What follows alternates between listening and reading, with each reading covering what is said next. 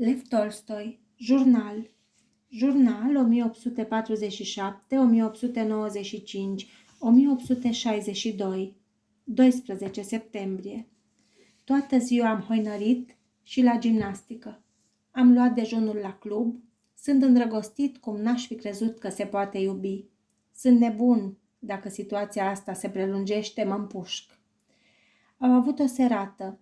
Ea e splendidă din toate punctele de vedere, iar eu sunt nesuferitul. Dublitski. Trebuia să mă fi ferit înainte. Acum nu mă mai pot opri. Fie și Dublitski, dar dragostea mă face să fiu sublim. Da, mâine dimineață mă duc la ei. Au fost unele momente, dar nu m-am folosit de ele. M-am intimidat, dar trebuia pur și simplu să spun. Am de altfel chef să mă duc înapoi și să spun tot și de față cu toți. Doamne, ajută-mă!